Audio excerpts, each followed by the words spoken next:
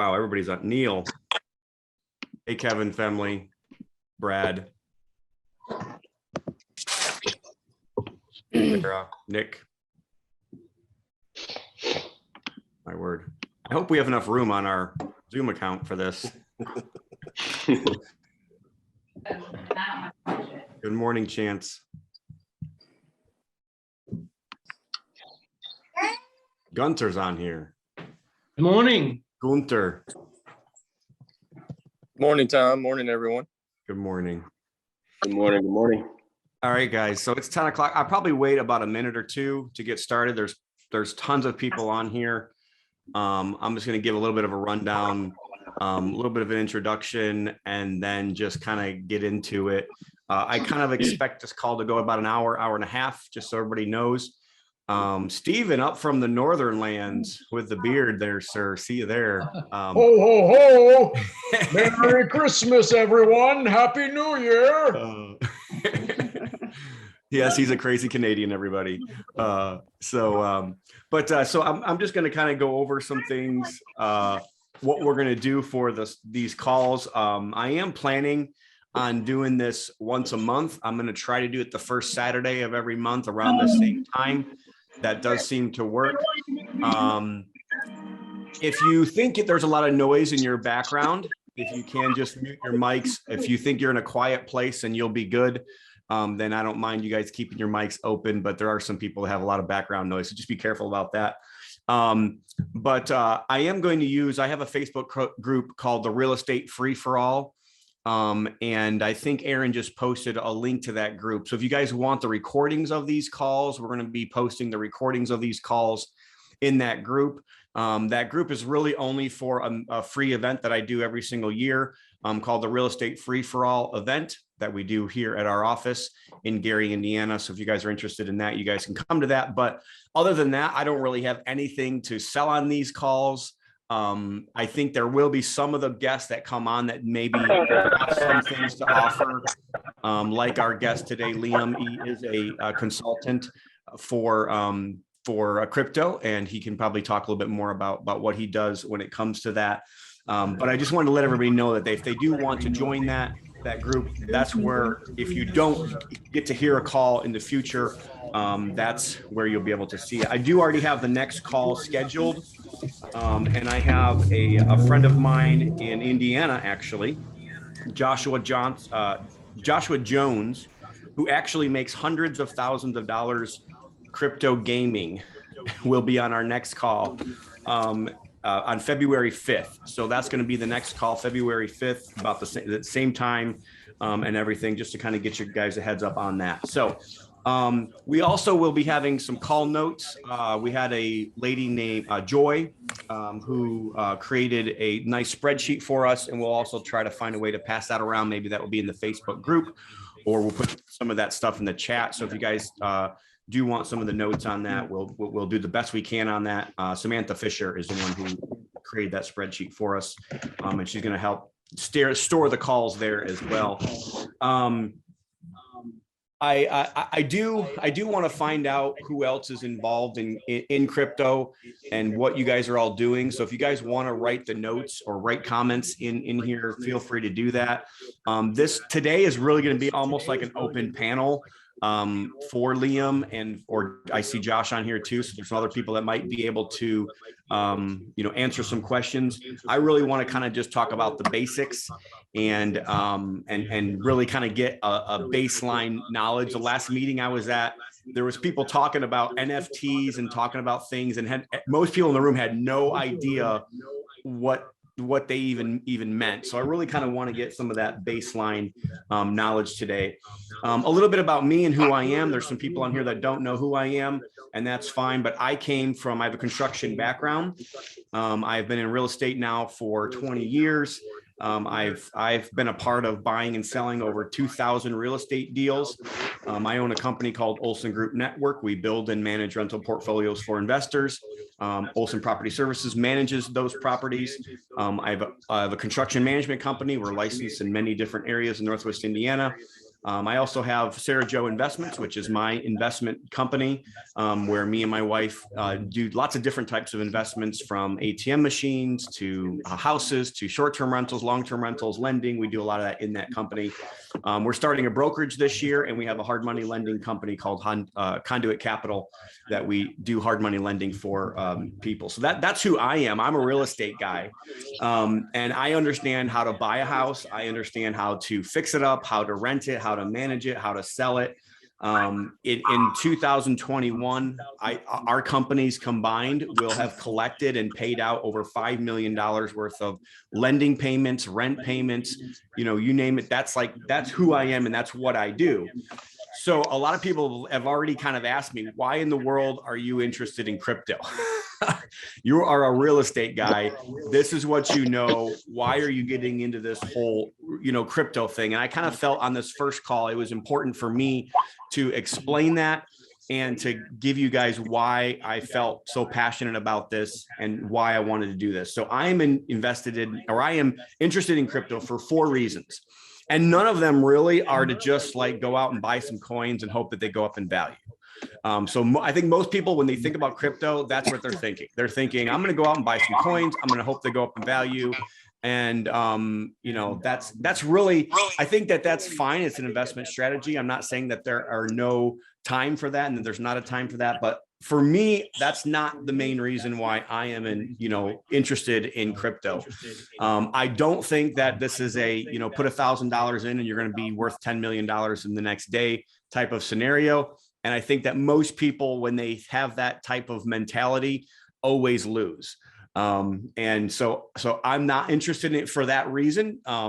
So I just want to make sure that everybody understands that.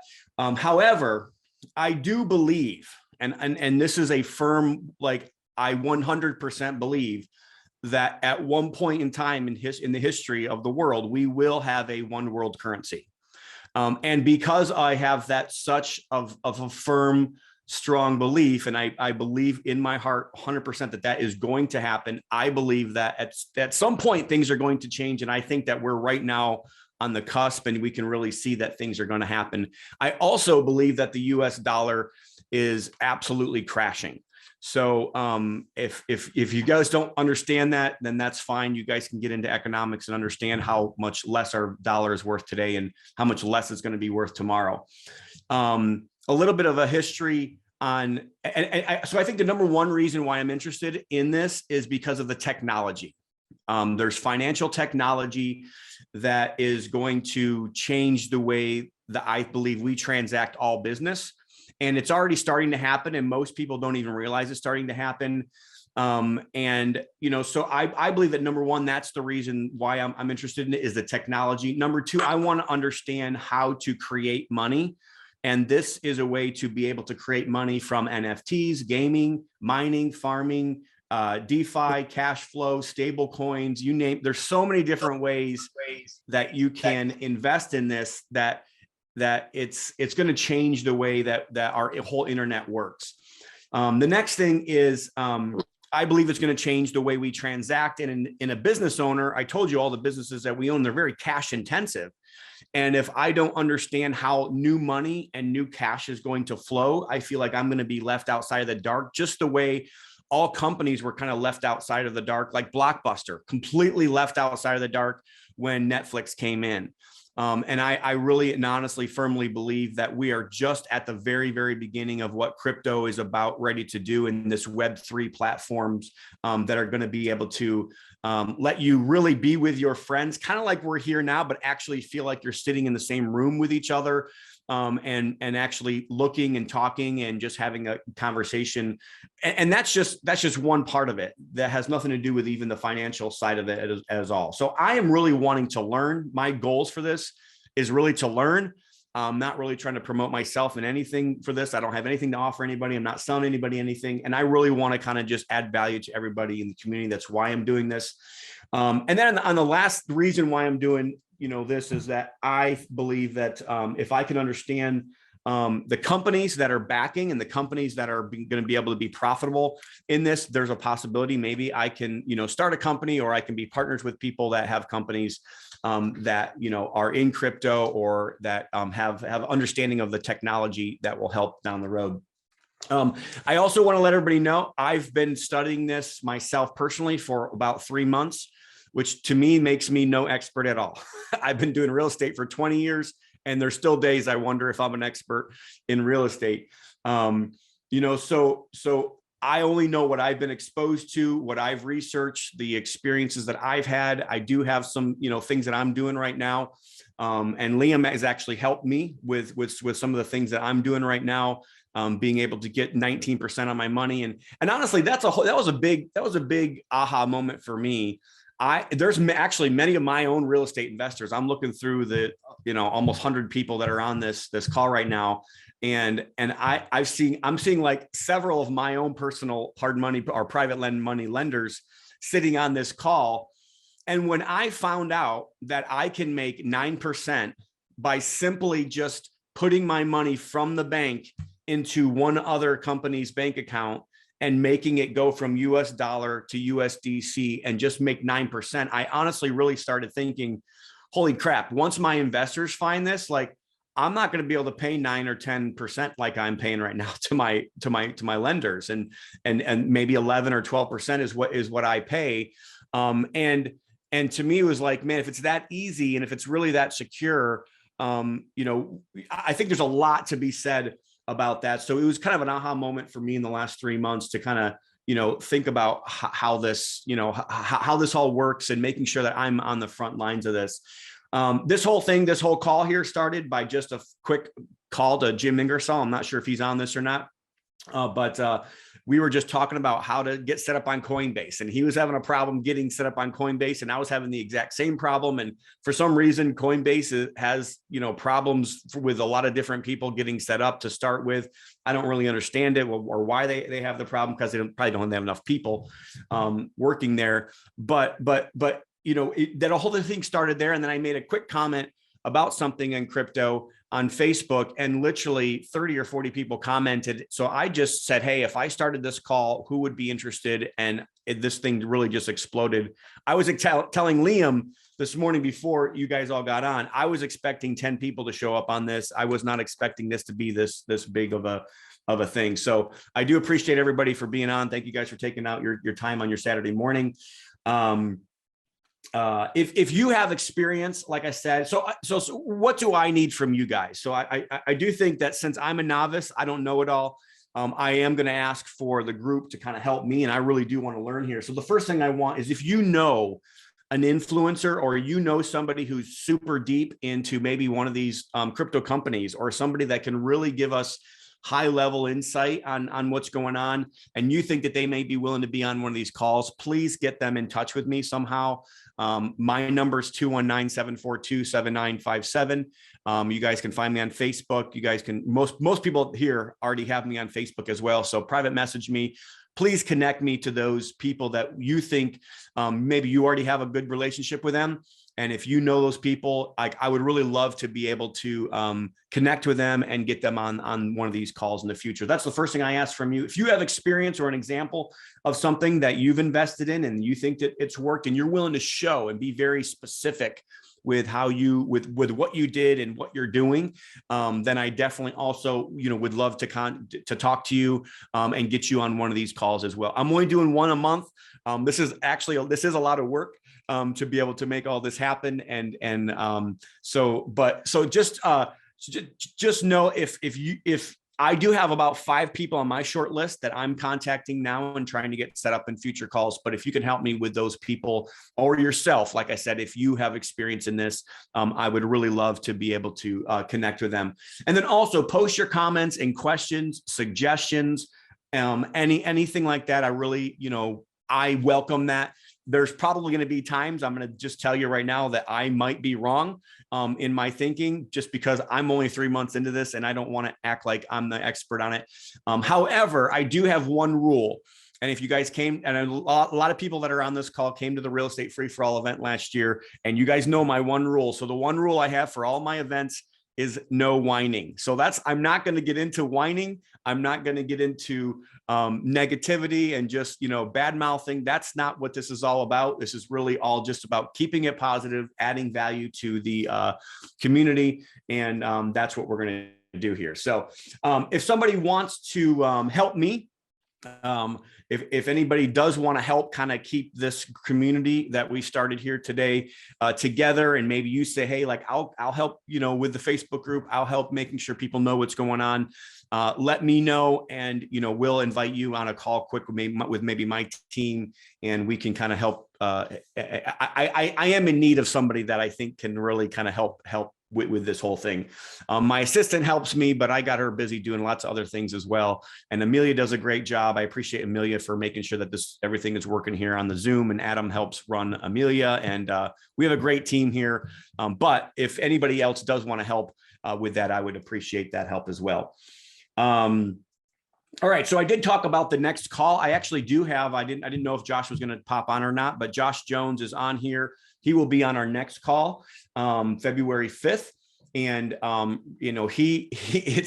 it's really funny what he does right now. He's actually, his background's in insurance, and, but he's hiring, I don't even know how many people, maybe hundreds of people to play a game, which then produces crypto money, which you can turn into US dollars. And if you're interested in that as much as I am, and understanding that, make sure that you're on the next call here. So I already remind you guys about the recordings and how we're going to put them in the Real Estate Free for All event Facebook group for now. So I think it's on there right now. So if you guys just look at the 1012 marking in the comments, if you're not already in that Real Estate Free for All Facebook group, if you want to click on that, I believe that you can ask yourself to be invited to that group, and then we will let you in that group so you guys can get the call. So we will put these calls in that Facebook group, just kind of as a portal to be able to store them. And if somebody misses the calls in the future, they can have that. So,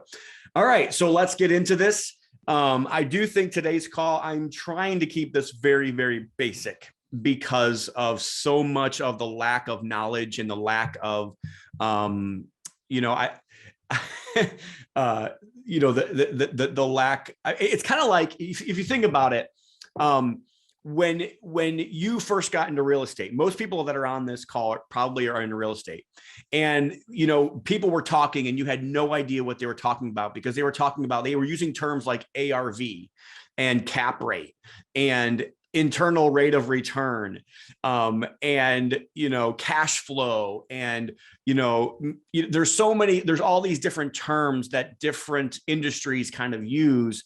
And I kind of want to make sure that we do hit some of those basic terms, those basic things that you're going to hear when you start learning about crypto and start understanding what's going on.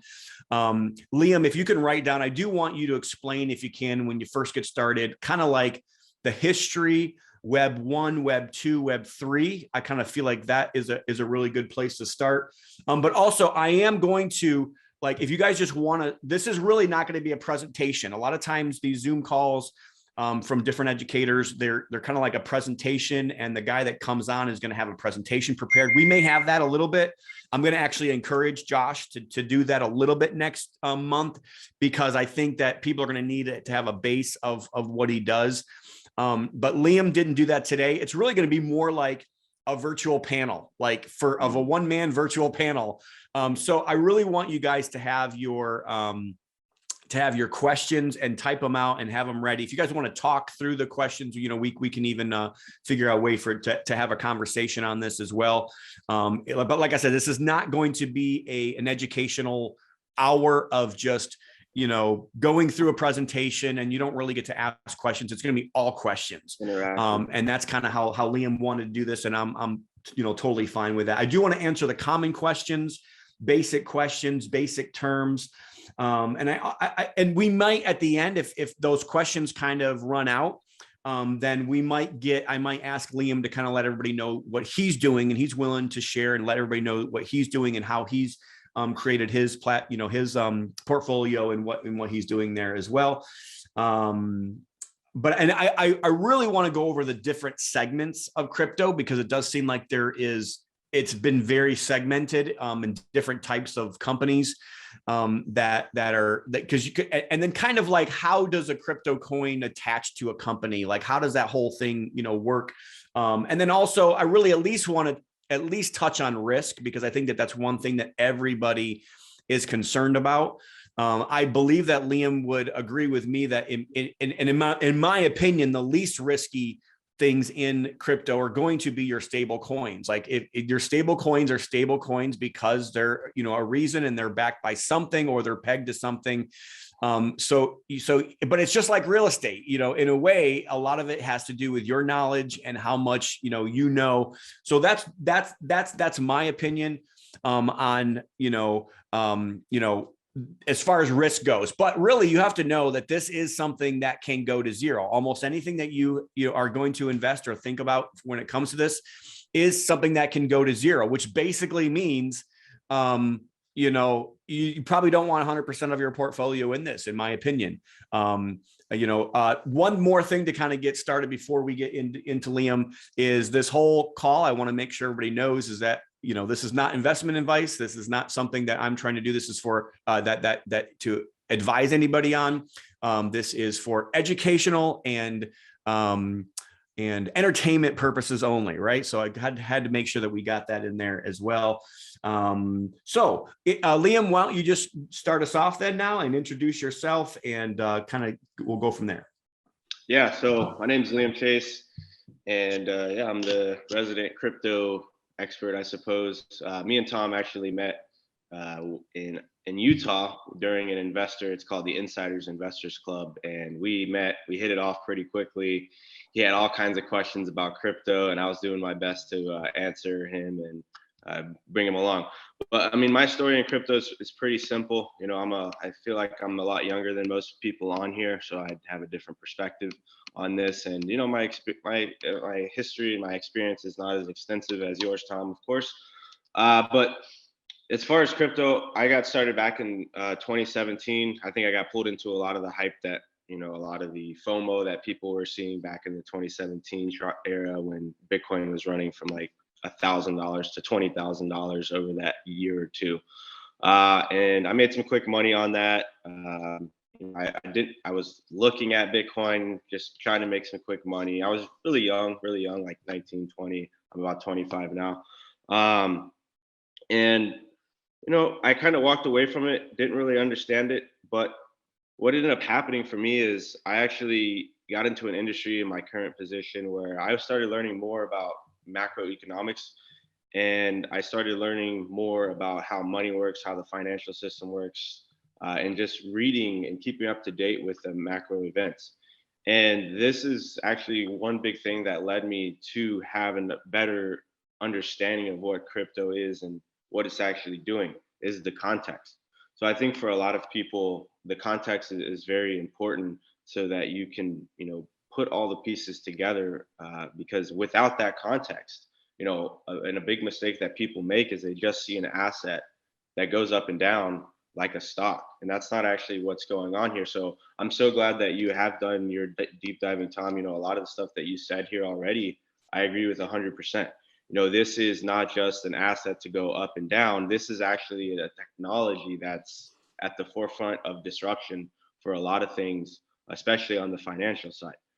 So to hit on the web narrative, you're exactly right. So just so everybody knows, Web 1, this was the early 90s, before I was even a thought. But basically, as I'm sure you guys remember, and even let's go back before the Web 1, right? Because the internet, in my study of history, like the internet was actually created back in the 60s, 70s. So it actually it took like 20 years just for like people to start getting on and onboarding into the internet itself.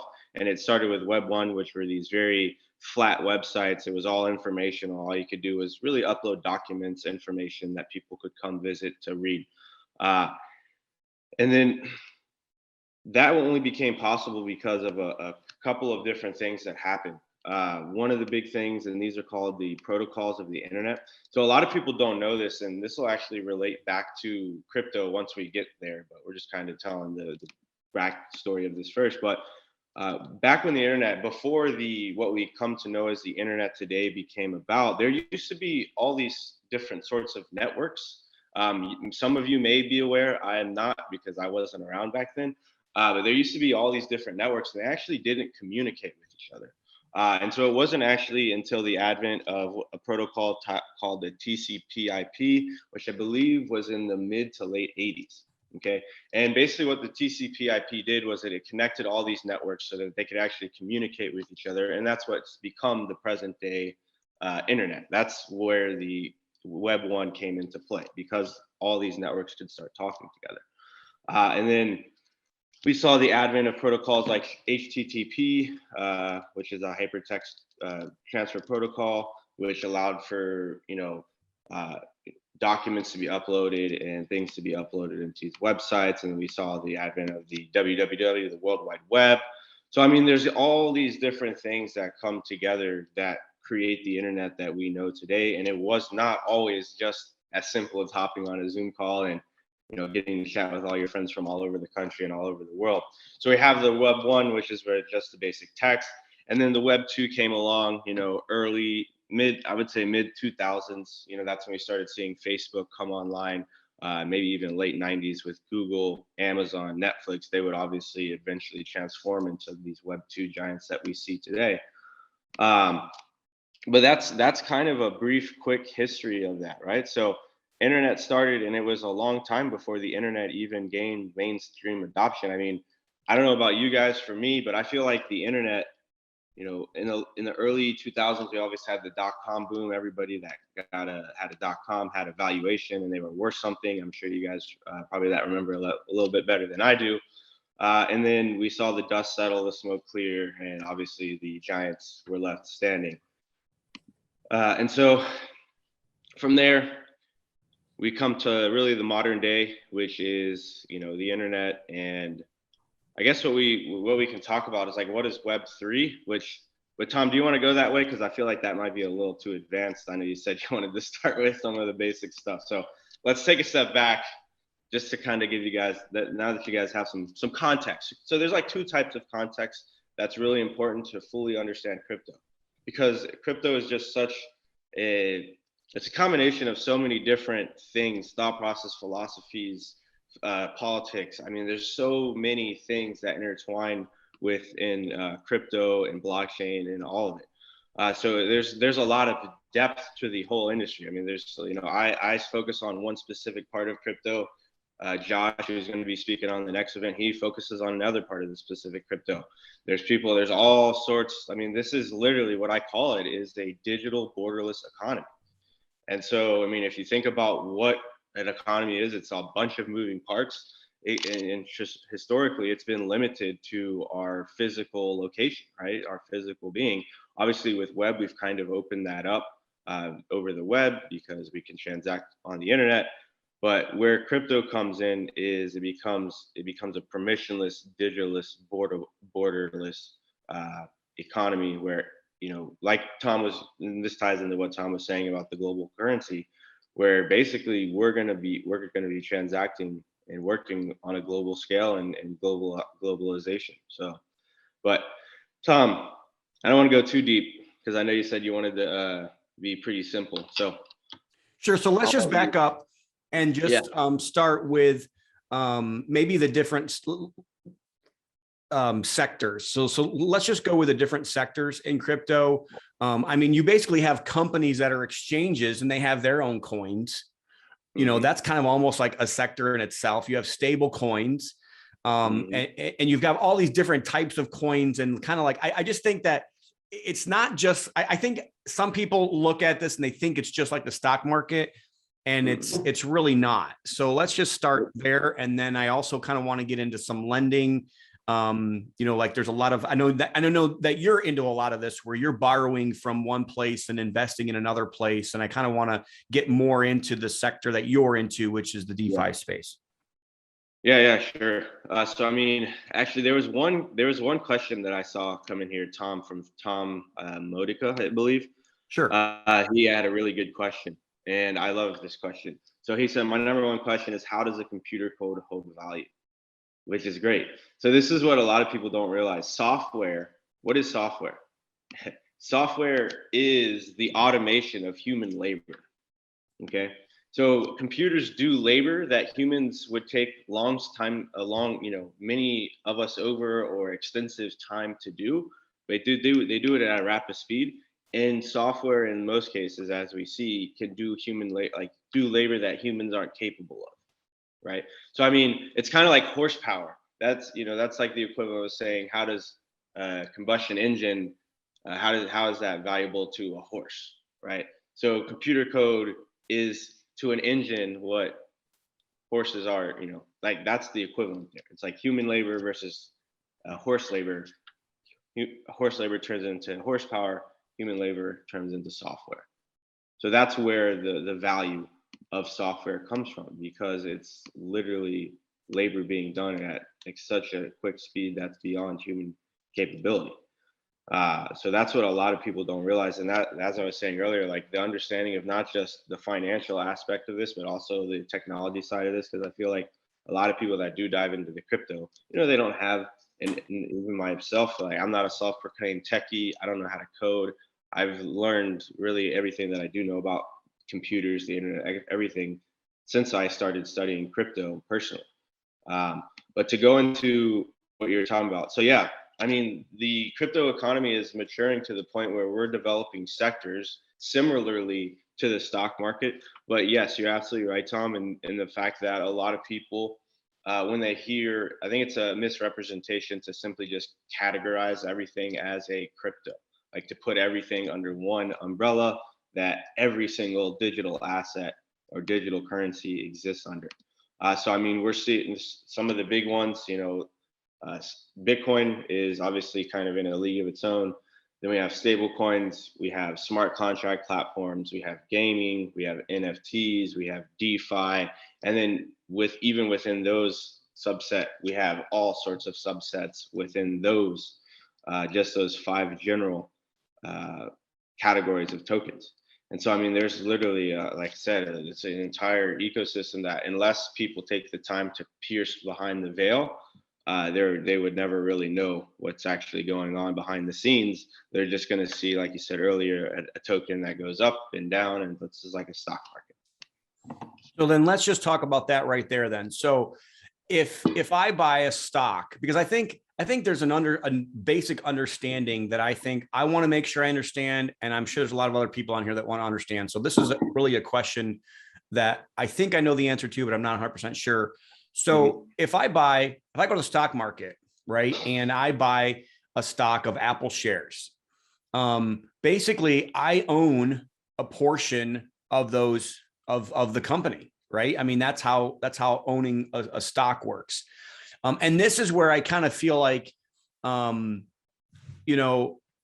understanding the value of a token, or understanding a value of a 1/100th of a Bitcoin or 1 Ether or whatever whatever you want to buy, how does that get pegged to the company? Like, I know how it gets pegged to a company if I'm buying a stock. I actually literally physically own a portion of the stock. But I think this is why it's important to understand the segments, because depending on the segment that you're in might depend on like how it's actually attaching to that particular company. So if I'm buying Ether, it might be different than if I'm buying Solana or if I'm buying Chainlink.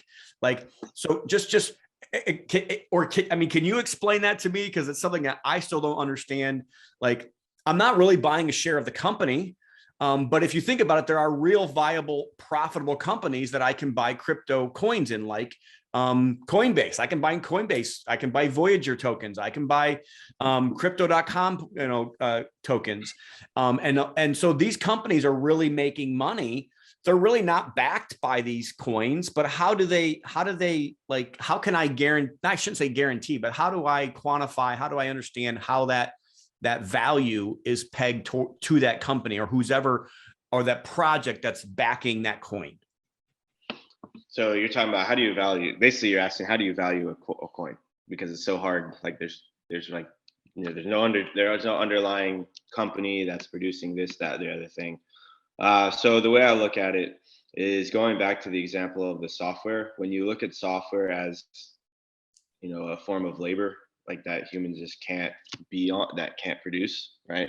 Then you start to understand. So I mean, if you look at these different networks, and you mentioned, so I want to clarify one thing. So most of these tokens are not, you know, related to a company per se. Maybe there's a development team behind the actual token, but it's not necessarily a company that's looking to profit. Now it does depend on every single one. It's a case by case basis. So you do have those tokens you mentioned, you know, like the crypto.com, like the Voyager, et cetera, et cetera. But, you know, as far as Bitcoin goes, you know, we don't know who the heck actually created it. There's no team. There's a team of there's no company. There is a team of developers who update it. There's miners. There's node runners. There's things like that. But I mean, as far as when I look at assets, I really look at crypto like, or networks like cities. So if you think of, you know, software as labor, well then, you know, it's computer labor basically. Well then you can start to see, like, based on which networks have the best fund figures, right? So I'll give you an example. Number one, Bitcoin has a 800, or let me see what it's at today. Bitcoin has a valuation of about $786 billion currently. So according to the market, the free market, that's what that software is worth. And this is, I'll actually go into a lesson here and something that I've come to discover for myself. So to wrap your head around Bitcoin, it's really the combination of two abstract things. Okay. Yeah. So there's everything about this industry is pretty abstract, but I'll do my best to simplify it the best that I can. So Bitcoin, when you think about it, I call it tokenized trust. Okay. It basically represents a token. It's a tokenized representation of an intangible known as trust, right? What is trust worth? Trust is priceless. Well, how do you value trust? Well, it's kind of hard to do that. Well, you create a token called Bitcoin, and that is a representation of tokenized trust. Why do I say that? Because Bitcoin is simply a software with no company, right? So there's nobody, and anybody, it's accessible to anybody with a wallet. And that right there is a big idea for a lot of people to wrap their head around, because what tokenization does is it derives value for intangibles. Okay, I know this might be like very esoteric right now, but Bitcoin, it's a software. And so anybody, what you guys have to realize is that anybody smart enough, or for the last 13 years, you know, Bitcoin's been around for 13 years now. It's not the reason Bitcoin is worth 700 billion, or at its peak $1.2 trillion, is not because of, you know, hype or speculation. Maybe there's some degree of that. Yes, sure, we'll say that. But the reason it is worth that is because for 13 years, people have been trying to crack the code of Bitcoin and have been failing every single day, 24 hours a day for the last 13 years. And with technology, this is something called, it's known as the Lindy Effect. So with technology, basically, the older something gets, the more likely it is to be successful, because it's battle tested, it's timed, improved. It's kind of like wine, it gets better with age. And so that, when you understand the software aspect, and then you understand that Bitcoin, with it being around for 13 years, and that nobody has been able to crack the code and actually take the money off the center of the table, that's why it's trust. That's why it's financial trust. Because I mean, look what happened to our entire financial system in 2008. Everybody got caught with their hands in the cookie jar. I mean, and a lot of people think that Bitcoin was created in response to the 2008 and 2009 financial crisis. But yeah, I mean, so the biggest thing that the blockchain and Bitcoin has is it has accountability and transparency, which is the two things that were lacking when 2008 and 2009 happened. I don't know if you guys remember Lehman Brothers, but the reason they failed is because they were actually doing some very shady bookkeeping practices. It's called Repo 105, where they were basically swapping some of their collateral on their balance sheet to cash to make it look like they had more cash on reserves and more cash on hand than they actually did in reality. And so, it was this type of lack of accountability and transparency that led to the financial crises of 2008 and 2009. And so blockchain, because it's an open network, it's all transparent, it's all public, it fixes that. And that's where the idea of tokenized trust comes in. So you say blockchain, some people call it like a ledger type of, Correct. blockchain ledger. So because it's so transparent and you're basically being able to see everybody's transactions, and that's the trust that people have in this. So then at the end of the day, the value really is just derived by whatever the free market decides it is. There's really nobody else that determines what the value is. Well, I mean, how do you determine the value of trust? I mean, how do you determine the value of the ledger that's being updated by people all around the world? I mean, that's what I'm saying. These are like intangible things that historically can't be valued, but through tokenization, we can start to assign a value to these different actions. And I know this is like maybe super high level and esoteric and theoretical here, but this is kind of how I think about it.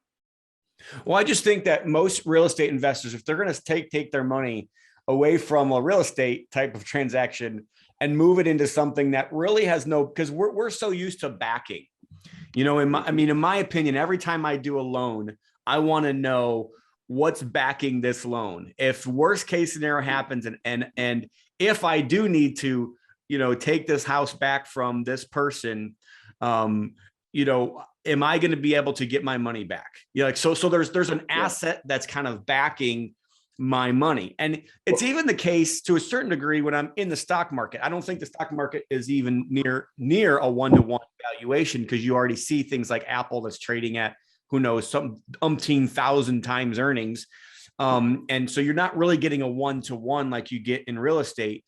But when you're thinking about crypto and you're thinking about how this works, like there's nothing really backing it other than the software, and the labor that's happening, in that. Exactly. But there's no way for me. The intrinsic value. You see, people say, "What's the intrinsic value?" Well, the intrinsic value is the labor of the software. Which the reason we can't conceptualize that is because we think of that. So this is the equivalent. Okay. Bitcoin, think of it like this. It's the equivalent of having a ledger, right, by an accountant. But instead of, just the accountant that you hire that simply updates the ledger, it's a global ledger that accountants everywhere, any certified accountant in the world can basically update the ledger. And it's a lottery of who updates the ledger, right? So your transactions, Tom, would be sent to a pool of accountants. There's hundreds of thousands all across the world, and it gets randomly sent to all these different accounts, and each one individually updates, but they only updates the ledger, but they only have one entry per person, right? And it's a lottery. So what's the value of that? Because that in its core is what Bitcoin is. It's a network of accountants updating a ledger. Right? So if I own Bitcoin, then do I own a portion of that network? So as far as Bitcoin, that's the but that's the tokenized, because that's the tokenization of it. That's the representation of like the value of that service, right? Because I think people get lost in translation when we translate that from CPAs upgrading a ledger to a software upgrading a ledger, right? Because that's what it is. It's just a group of CPAs updating a ledger. Instead of a single entity updating or a single CPA continually updating the ledger. And why is that important? Because a single CPA could be corrupt. They could make changes. They could, there's all kinds of, things that could happen. Just like with the example that I used earlier about Lehman Brothers doing shady business practices on the back end of things. And so when you think of it when you simplify it down to like, what is software? Oh, software is really just human labor, but automated human labor. Well, then we can start to see the intrinsic value of these services. And so it's like, what's that service worth? Well, Tom, it never existed before. So it's hard to say what it's worth. And hence the reason Bitcoin fluctuates, because the market is constantly always 24/7 determining what's the value of that and what's the value of that tokenized trust. I understand. I think. I think I see a lot of people shaking their heads out there. Like, I think I'm more confused now than I was when I started this whole thing. But there is a lot going on with different projects and different things. And like you said, a lot of it is just free market valuation. I think a lot of us, even in real estate, in some instances, kind of wish that even real estate was a true free market situation, which we know it's not, because we know that there's these things called appraisers, and if appraiser doesn't agree with your valuation, then it's not, even a free market, valuation of what you can actually get for your house to a certain degree, because there's kind of like been limits put on them by these things called, these people called appraisers. So why don't we just get into like a little bit, I think we're already at, the 45-minute mark. Why don't we just get into how are you making money on in crypto? And that will kind of just at least segment into kind of, your background and kind of how you could help people. Yeah, so I see there's some questions here on the side, and yeah, we're barely scratching the surface here. So I'll be happy to come back on if we can. I don't want, we don't want to be here all day. Stephen was asking, can you use crypto to create passive monthly cash flow? Yes, you can. In fact, that's actually what I specifically focus on myself. So I mainly look for assets. So I was just explaining to you guys Bitcoin. Okay, that's just one piece of a much larger puzzle here. That's the largest. But I think just starting to wrap your head around that idea of simplifying software, what is it? And then understanding from there is just a way for you to start eating the elephant one bite at a time. But for me personally, I focus on assets. So I'm more dealing on the Ethereum blockchain and the smart contract blockchains, which is basically taking the concept of blockchain and then adding contracts, smart contracts. And a smart contract, for anybody that doesn't know, is a self-executing contract. So think of a regular contract. You got a lawyer, they write contracts, and then it becomes enforceable when things are met or either met or not met, right? That's a contract. We all know what that is. So a smart contract is simply a self-executing contract.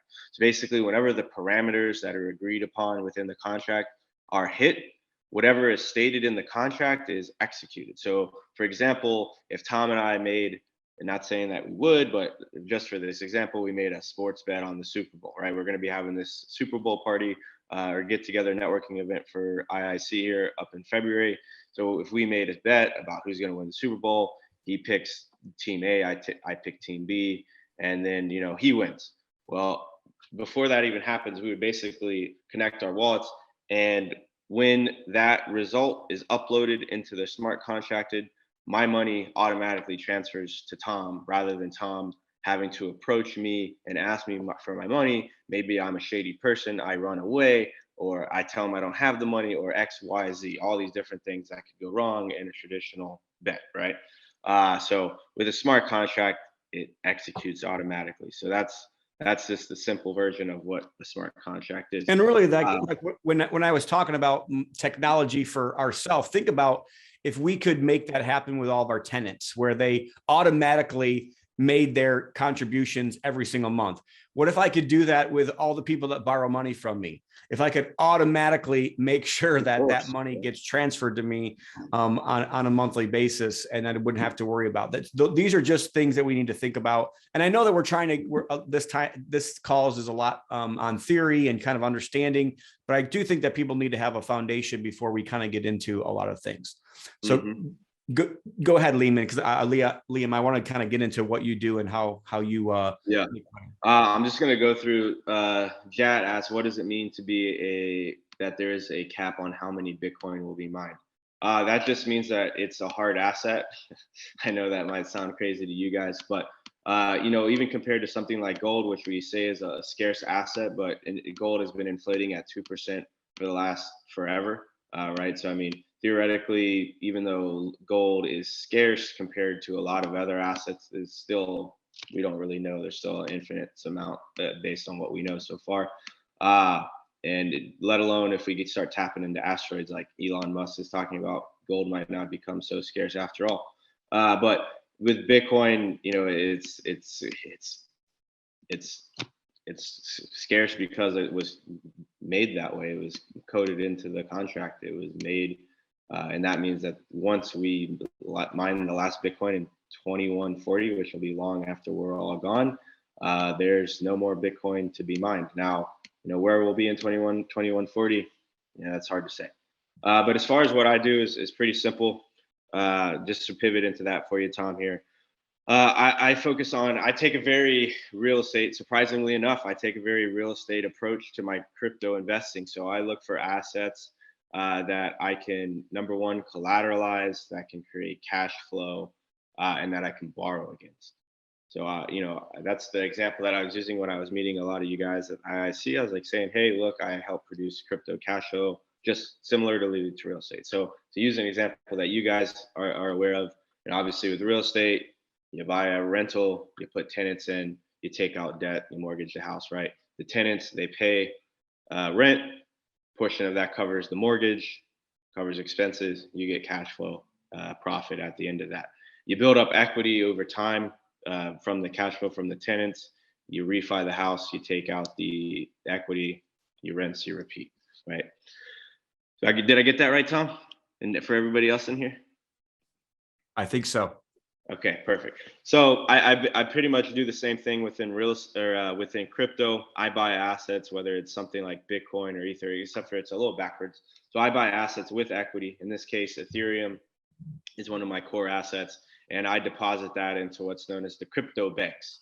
And the crypto banks is a peer-to-peer lending market where basically anybody with access to the internet can come on here. They can, you know, deposit their coins for interest. They can deposit their assets to be loaned against. So it's basically what Tom was talking about. It's a free market, peer-to-peer. The interest rates, by the way, are determined by the market, you know, the supply, the demand of the coins in the bank per se. And so I come on here, I put up my Ethereum, which has a value, right? The market says it's worth $3,000, $4,000, whatever right now. And I can take a loan against that.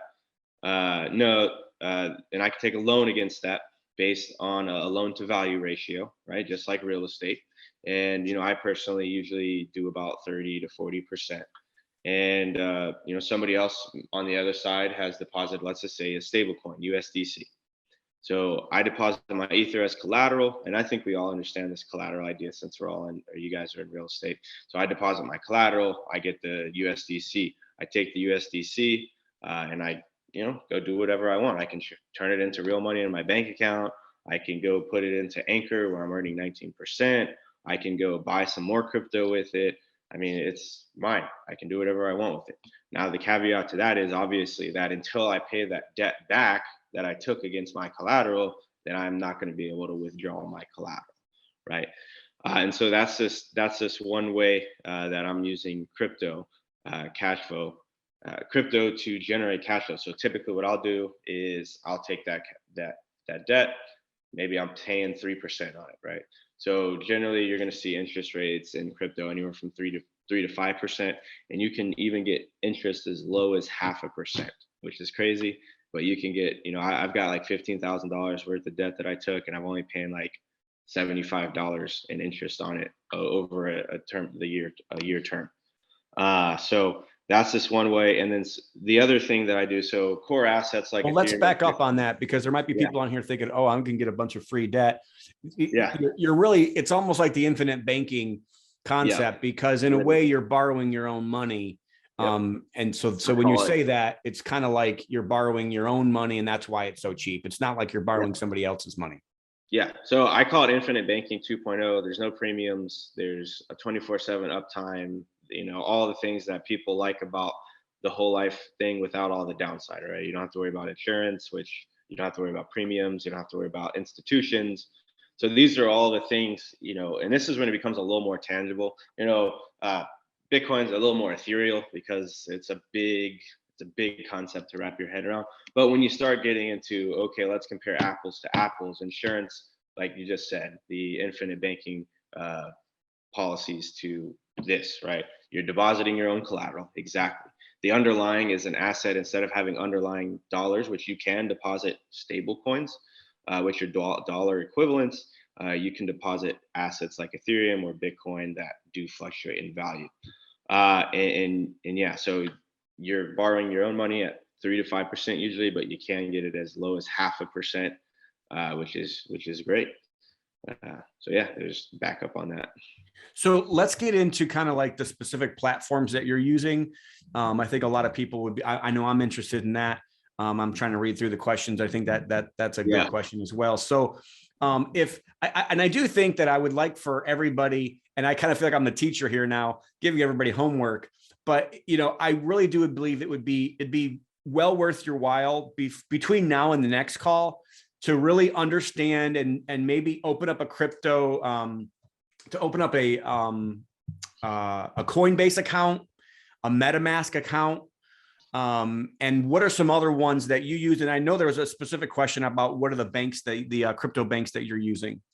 Yeah, so a couple of things. So the biggest, I will tell you guys, as somebody who's super deep into the crypto space, that one of the biggest problems that the crypto space has is there's not really a central hub of information that you can go to learn everything. And so I'm actually developing that right now. And I don't know if you would mind letting me share my screen real quick. Sure. I want to show you guys what I'm actually working on here. Let's see. Okay. All right, so you guys can probably see ourselves. So I'm working on this tool. It's called Defy Docs or Crypto Cashflow Pro. But basically, it's going to be a resource and it's going to be probably free.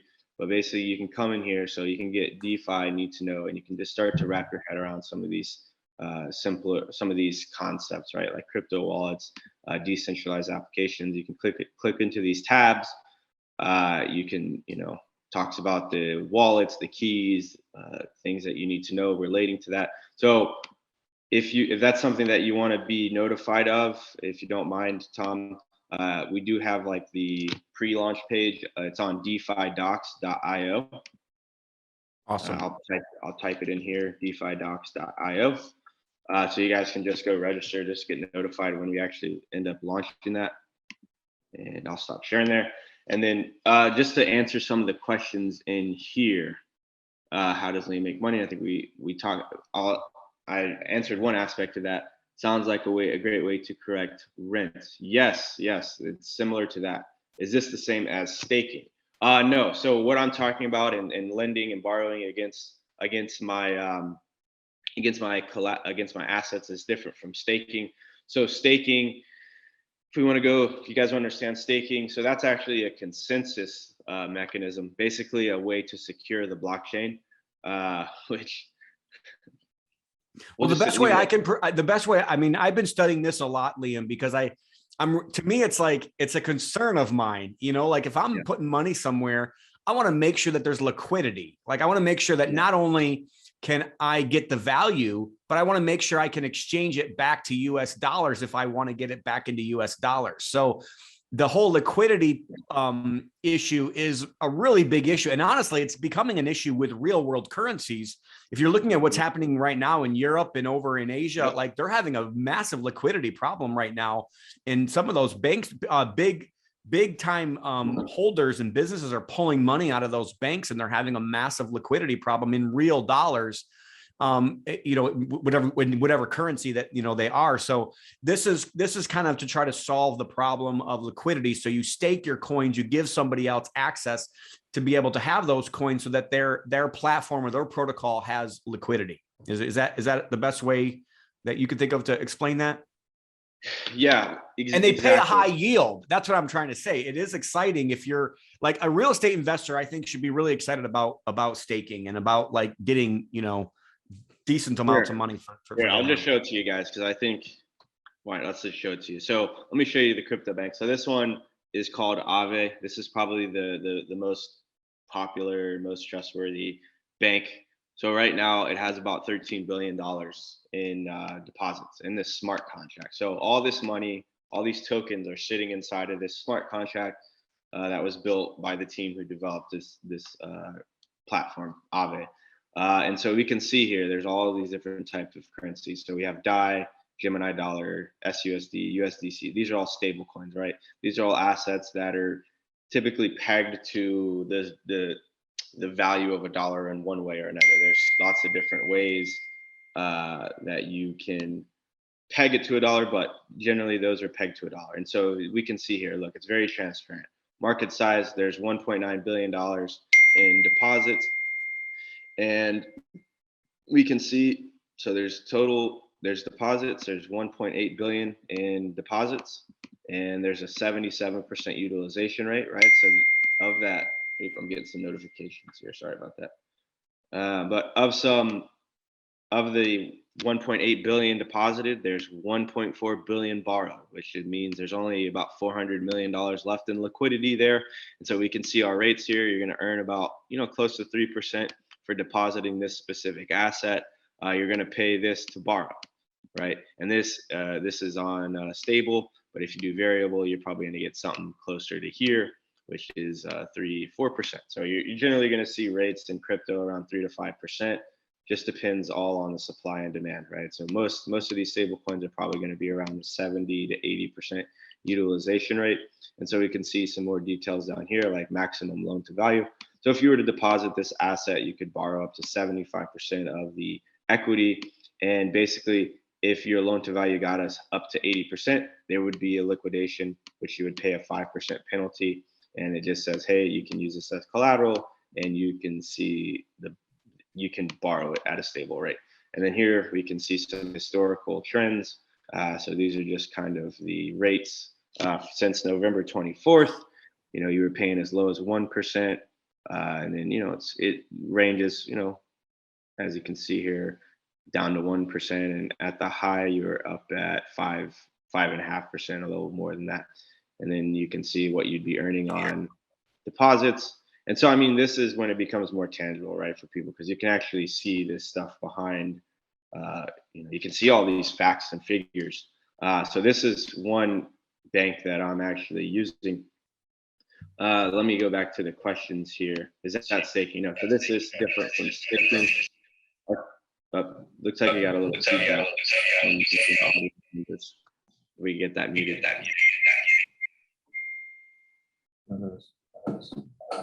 So let me just ask this question. Where do you go to learn more about crypto?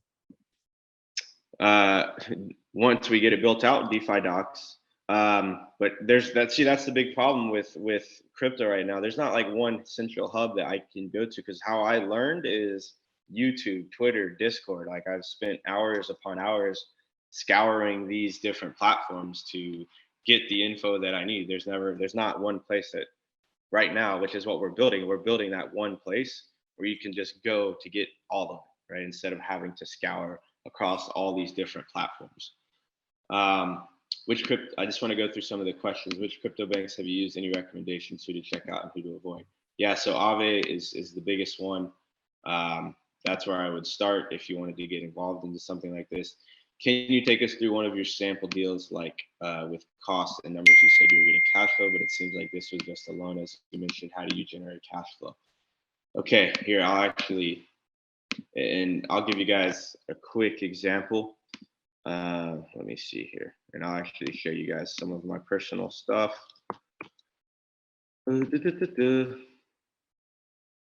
Share screen, entire screen, share. All right, and you guys can hear me, correct? Yes. Okay, good. Because I know sometimes when I share my screen that it doesn't work. Okay, so I'm just going to show you the figures here. I'll do my best to explain it, but it's a little complex. But basically, as you can see here, so I own this asset. It's called Convex, and I have about 2,430 of these. And I'm just going to show you guys numbers and things like that here. The explanation behind this might take some time, but okay. So that is one thing I want everybody to know, is that, like, these things are kind of hard to explain, number one, but number two, it's kind of like writing a note. If I'm a lender, I got to figure out how I want to write the note. I want to do all this stuff. And it takes some time to really, make sure that you have a good note that you want to be able to use. You have to, consult with an attorney. Your attorney might write the note. There's lots of different things you can do when it comes to all that. Just to simply do one deal. And that's how this is as well. It's not just as simple as going to the stock trading place and just placing your money from your account to somewhere else. A lot of times there's multiple steps. And that's really what Liam has helped me with, is kind of trying to understand the different platforms and how to move my money safely. That's the other thing that you want to be very careful when you get into this. If you send it to the wrong address and it's not yours, it's gone, and it's gone forever. You're not getting it back. So I do want people to be very careful when they're doing some of these things. But if you can go through and explain like how you're actually making money and how you are cash flowing, I think that would be a great segment. And then we'll kind of end with I would like to end with just giving people some to-dos of where to find good information, and then which places that they should go, like between now and the next month. Like just set a Coinbase, account, figure out how to use MetaMask, and maybe do some education on your own about MetaMask. And maybe you can give some, a couple of the other basic ones that people can use to just kind of learn more. And then we'll get more deeper into this as the months go by. Yeah, 100%. I'll go through some questions real quick. Okay, so we're going through this example. All right, I'll give you guys I'll actually give you a simpler example here, because the other one, it's another form, but I just want to show you guys. Okay, so abracadabra money. And here's another thing that people have to get past. I know you guys are like traditional legacy, but the developer community and the tech community is very, very, they're very not serious when it comes to a lot of this stuff. So we have things like abracadabra money, which is a big lending and borrowing protocol where you can mint magic internet money. I mean, they make a mockery of, I'll just say it, they make a mockery of legacy investors, really. And so for example, in this abracadabra, right? So if I go over here to borrow, we can see, just let it to load. We'll see everything, and like I said. So that's the great thing about this, is that everything is transparent about DeFi. So, just use an example with Tom, I showed him how to make 19% on his stable coins, which, for most people that sounds insane. But the thing about it is when you can look at the data and you can actually understand and see how that rate is being supported, it gives you a lot more confidence. It doesn't mean it's guaranteed or that it's 100% safe or anything, but when you can understand and see the numbers and how those add up, well, then it gives you a lot more confidence and certainty in what you're doing. So here's abracadabra. It lets you borrow against these different assets, right? And you can see various interest rates here: 4%, 3.5%, 1.5%, half, 3.5%. So this is basically the replacement of, you can kind of think of it like a bank. And this is why I tell people about DeFi. DeFi is the digitization of the entire financial system, right? So if we're going back to the whole like tangible, the intrinsic value or tangible value of something, what's the tangible value of the entire financial system, the entire banking system, XYZ? Well, to the core, all they're doing is shifting numbers around. That's all they really do at the end of the day. It's just movement of numbers. And so we can actually, instead of having humans do that, we can make it much more efficient by simply just having software that can move the numbers around much more quicker and much more efficiently, right? That's why this stuff is running 24/7, compared to a bank that stops, first of all, sending ACH and wires after 2 o'clock. It's closed after 5 p.m. It's closed on the weekends. It's very inefficient. It's like we live in 2022. We have social media, we have the internet. Like this is all constant 24/7 upkeep and runtime. Why is our financial system so behind? Well, it's because, obviously the financial system has done their best to keep the barrier to entry as high as possible through regulation and whatnot. And so DeFi is basically doing what the internet did to information and publishing. They're doing that to the entire financial system. And now I don't say this to say that I think, because I think this is a thing that a lot of people believe. I don't believe that this is all going to completely replace the financial system and that Wall Street's going to disappear and that there's never going to be a bank that you can go to. I don't believe that. I think what's ultimately going to happen is there's going to be a fusion of the two, right? So a lot of I believe what's going to happen ultimately is that we're going to see a lot of these smart contracts and a lot of these softwares run on the back end when people don't even realize it. So maybe one day into the future, you may start seeing 5% or 4% or 3% offered at the bank. But really what they're doing is they're just depositing your money into one of these platforms on the back end. And then they're taking a large chunk. Maybe they're making 15, 20%. They take 12% and they give you the 3 or 4%. They just arbitrage in that. And so the opportunity for you guys is if you guys can learn and through working with me, which we'll talk about that, but if you can learn how to interact with this new digital financial system directly, you're going to save yourself a lot of that cost, right? So if you can learn how to get that 19% on your own rather than relying on the bank where they're going to take 16% of it, why wouldn't you want to capture that value for yourself? But to explain how cash flow is generated, so it's just like a bank. Banks, they make loans, and they obviously collect profit via interest, and the same thing is happening here. So I personally have debt against ETH, which I'm paying 0.5%, and I have debt against the native asset of this platform, which is Spell, which I pay 0.5%. And if I click into here. If I click in there, you can see, so I can see all the figures. Oop, my computer's going a little buggy.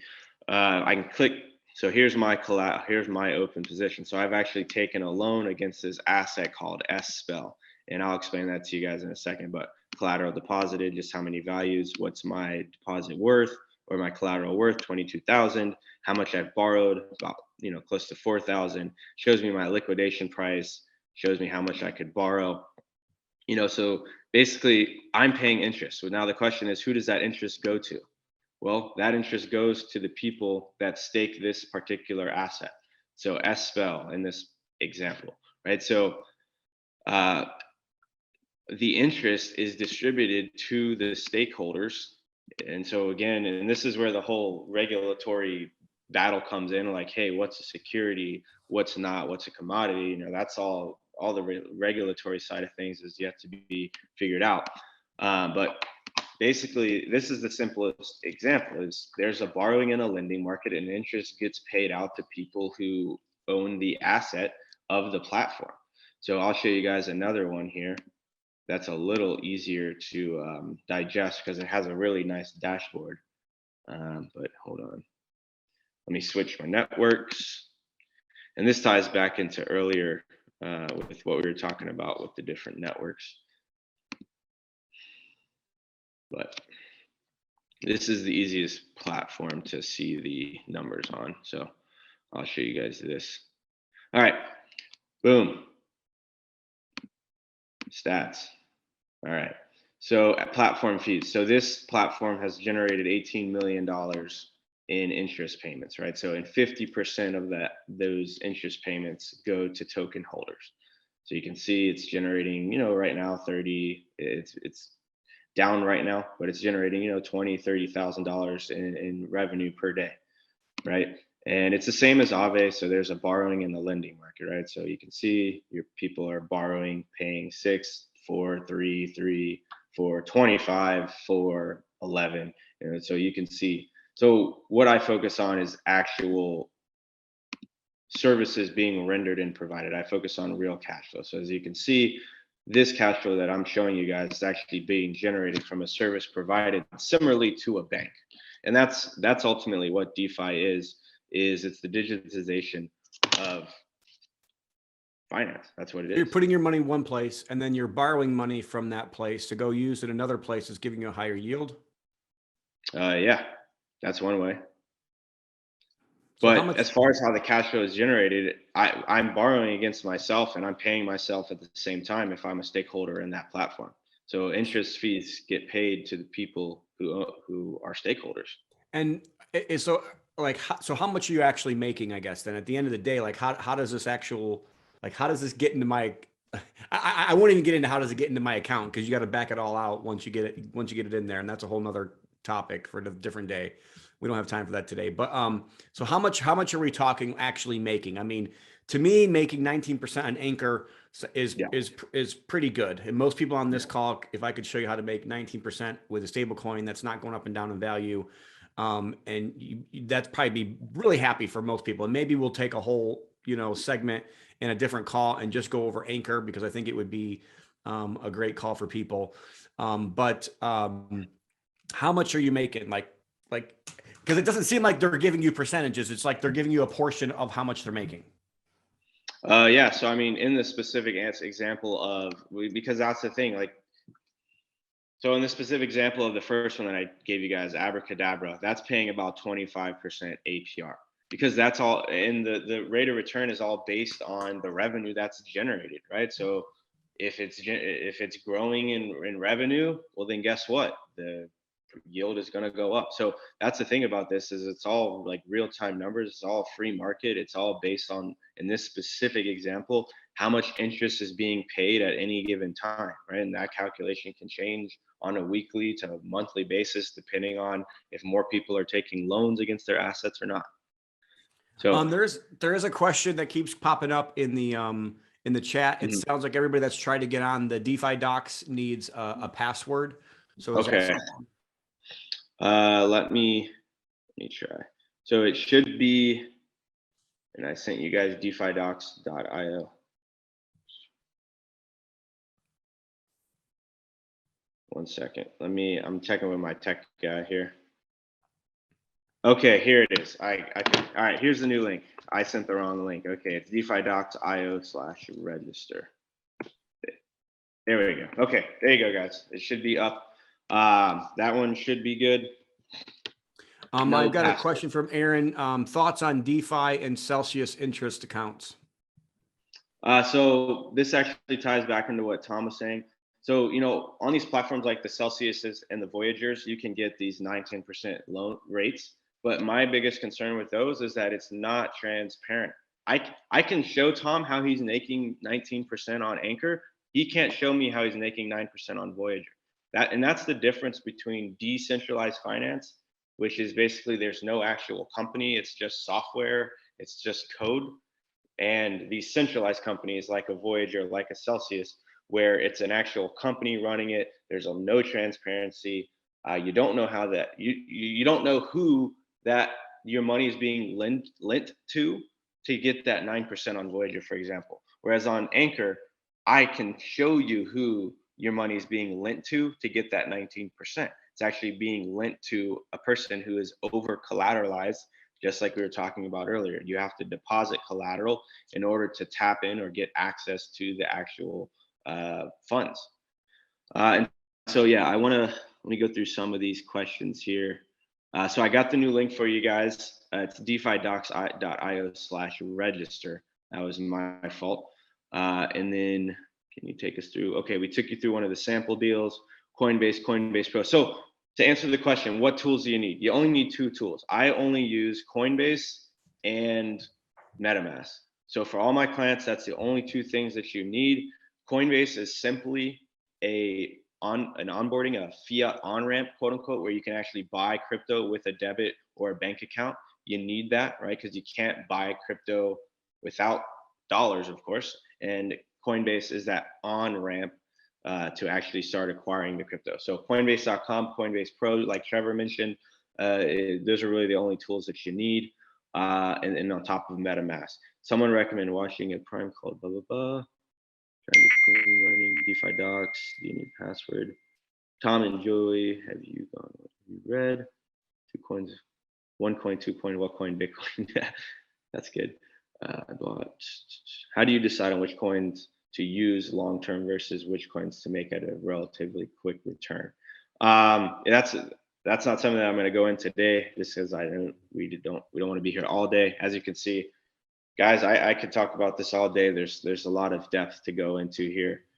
So much clutter and bad info out there for sure. Exactly, Aaron, and that's what we're trying to solve with DeFi Docs. Is just one, and we're working on making it decentralized in the sense that all the info is coming from people that are native to the crypto community, right? They're the people updating it, not just one individual like myself. It's actually going to be it's a decentralized central hub of information. right? And we're kind of thinking about creating like a decentralized Bloomberg type of terminal for crypto and DeFi. I think I mentioned that to you yesterday in the Insights group. Thoughts on crypto.com. I wasn't particularly a fan of Coinbase upon initial use. Yeah, I mean, crypto, any of these big ones that you see, as long as they're American and you can connect a bank account to it, you should be good. I'm not 100% sure on the crypto.com one if you can, but I know they're sponsoring a lot of stuff in America, so you should be able to connect a bank account there. I just like explain what those are quickly, because I think you touched on it, but which places can I go to at least start? So it sounds like Coinbase is the one that most people are pushing, but there's definitely other places that you can go to purchase these assets, but you cannot just go to MetaMask and start purchasing stuff. No.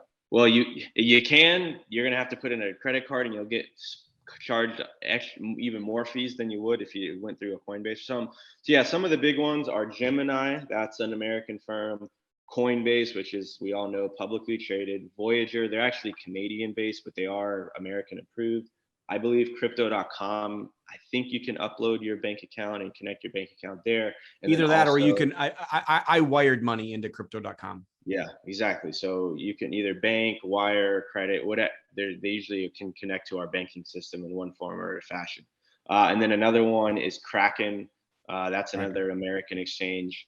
But I prefer Coinbase just because it's what I prefer. I've downloaded a lot of these different ones that I'm talking to you guys about, and Coinbase just has a pretty simple UI. But I know Tom, for example, he had some honestly, issues for with me, Coinbase. I really do prefer Voyager because I think the charting is easier to understand. And for somebody who's used to like being on a buying stock and buying it, I think somebody who's used to that moving into crypto, I think Voyager's a much better so I agree.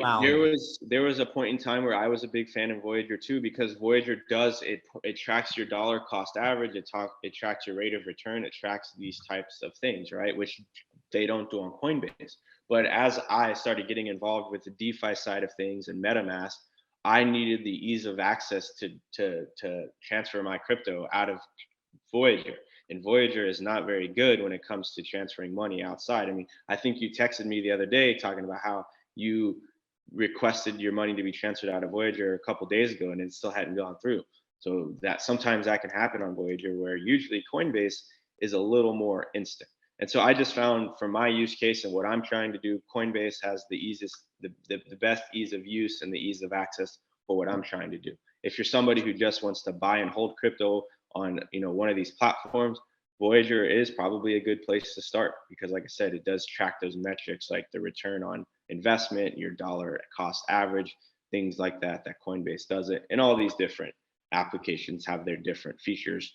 And honestly, like Coinbase doesn't really have a lot of in its own ecosphere system to like be able to make 9 or 12% on your coins. You get 12% on DOT, in Coinbase. So like there's other things that they're doing that's very easy. So for ease of use sake, that's partly why I like, as he is right. There's a lot of things that if you're trying to connect to Abracadabra or to some of these other places, it's a little bit easier to use Coinbase and some other places. Yep. Tony, Coinbase, yeah, he's a great. So Coin Bureau is a YouTube channel, super awesome, one of my favorite. He gives a very level-headed approach. Doesn't really talk about pricing, which is what Aaron mentioned. BitBoy, I'm not a big fan of BitBoy. He shills. He tries to get people to go to the moon. You don't need that. You need very conservative, level-headed analysis. So Coin Bureau is definitely a one to do that. Look, we have entered the DeFi rabbit hole. That's right, Brent, and that's exactly what this is. It's a rabbit hole. But again, guys, what I've been trying to do, and I may have not been doing the best at it, but what I'm trying to convey to you guys is that everything that's going on here is nothing new. It's historical, traditional services that we all are familiar with, just in a digitized form, aka software. Okay. And when you can wrap your head around that, this gets a lot simpler to start understanding, to start consuming. Devil's advocate. What if the internet power goes down for an extended time period? What if the government bans crypto on a worldwide crypto is instituted by ally governments? These are great questions. If the power of the internet goes down, answer depends. Does the entire world's internet and power go down? Does a city's power and internet go down? Does the country's power and internet go down? Depending on which of those goes down, that changes the answer. If just the town's power goes out, you won't have access to your crypto for a bit, but you can just leave, go to a different city that does have internet, and you'll be fine. Because keep in mind, this is a ledger that's globally distributed. So the only way for this to actually ever disappear is, and even if, let's say the entire world lost power and energy, it still wouldn't destroy this stuff. I mean, once everything comes back online, you would just go back to a certain point in the ledger and you just resume. Like, it's very simple. Let's see, what if the government banned crypto? It's probably unlikely that they're going to ban it. I mean, they've already approved a Bitcoin's futures ETF, which is weird. You would think they would approve a Bitcoin spot ETF first, and that's another dam in liquidity. Once the spot market ETF opens up, there's trillions of dollars from pensions, hedge fund. I mean, because think about it, the legacy system is waiting for, clearance from the government to invest in a lot of this stuff. So once they get that clearance from the SEC, I think we're going to see a wall, just a waterfall of liquidity going into crypto. So I don't see our government banning it just based on that alone. They've listed Coinbase. There's just too many things that are in the system that I just don't see that happening currently. Could change, right? This is this industry changes and pivots every single day dynamically. So nothing is set in stone. What if a worldwide crypto is instituted by allied governments? That's definitely a possibility. I think that's something Tom mentioned earlier, and I do believe that we'll eventually go to some sort of one world currency. Now, it may not. Here's the thing you have to understand. It may not be a one world currency at a local level. It'll be a one world trade currency at a global level, right? So right now, everybody trades on US dollars, but a lot of countries still have their own local currencies, right? But the dollar really backs everything. So we may just see, if the dollar just gets destroyed and people want to get rid of the dollar, maybe instead of trading in dollars, maybe foreign countries, and I'm not saying this is likely to happen, but this is a possibility, maybe countries trade in Bitcoin or whatever currency they come to agree upon, right? So that's definitely a possibility. What's your thoughts on Uphold? It's cool. I've had it before. I use Binance USA.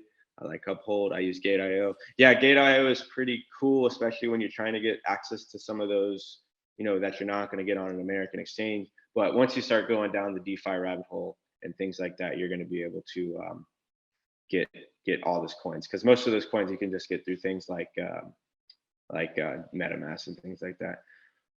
Thanks for both helping explain and creating a bit more confusion at the same time. Appreciate it. Yeah. Well, look, like I said, my goal is to, when you think about it from the simplest layer, these are all legacy services that are being performed. If you're interested in Coinbase, okay, what would waterfall do you use already? What about SushiSwap or PancakeSwap? So those are decentralized exchanges. And okay, cool.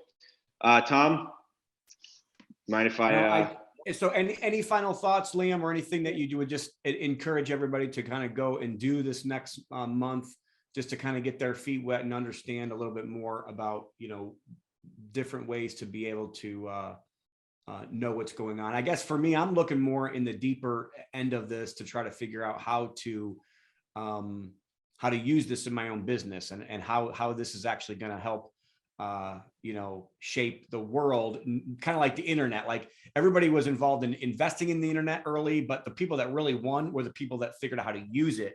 And that's kind of, where I'm focused my own brain on. And I have 5% of my portfolio in some of these things. And so it's not that I don't believe in it, and I'm definitely want to learn it. But I do appreciate your time. But just any final thoughts or any kind of just things that you would encourage everybody to do this next month?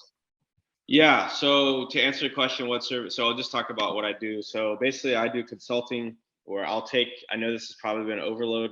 of information, which is kind of the goal, right? But if you want to get more individual personal sit down, I do offer consulting. I just posted my link, cryptocurve.phonesites.com. Basically, I take you under my wing. Me and we have a team here, and we'll take you under our wing. We'll take you right to the good stuff. I've been helping Tom with this. He messages me every now and then when he gets stuck on something, and we have a back and forth about how to get past the wall that he's on. And so I'll take you through one-on-one Zoom calls. I'll break everything down for you. I'll show you everything, kind of like what I was showing you guys earlier. I'll show you how to implement these different strategies and how to actually start generating this crypto cash flow. So as you know, just to answer a question we were talking about earlier, you know, I'm generating anywhere from $10,000 to $20,000 per month in cash flow. And, you know, it obviously depends on the market at the time. And as far as resources, again, that's why, you know, Coin Bureau on YouTube is a great one. CoinGecko is, you know, Coin Market Cap. These are some great tools and resources. Let me see what else, what other resources. See, that's the thing, and that's why we're building the DeFi docs, because this stuff is just so scattered and there's a lot of noise, especially if you're new, you don't know who to trust. So Coin Bureau on YouTube is great. CoinGecko is a great resource. Coin Market Cap, and even on Coinbase, they'll have like teaching things. They'll help explain different topics and things. So even on like Coinbase and a lot of these different platforms, you're going to be able to start learning. But yeah, so I would encourage everybody, if you're curious, or you're open to learning about, you know, working with me, getting one-on-one consulting, how I'm generating this cash flow, generating the cash flow for yourself. I just posted a link to that. That's cryptocurve.phonesites.com. It'll just register you for a discovery call. We'll have a one-on-one discovery call, talk about, you know, and get more in depth on a personal level. But yeah, Tom. All right, everybody, I'm going to shut it down here, but I do appreciate everybody's time. I think I was trying to do more of a crypto for dummies call, and I think we got a little bit deeper into stuff. I apologize for that. You know, I will try to think about that over the next month, and maybe next month when we come in on with Josh, we can do a little bit more of a cryptos for dummies type of scenario, and maybe kind of show where do you go to actually do some of this stuff. I know we did talk about Coinbase, we did talk about Voyager, and those are kind of really, honestly, like I can tell you that's your first step, is to kind of just understanding the exchanges and understanding how to actually purchase the first stuff. Because after that,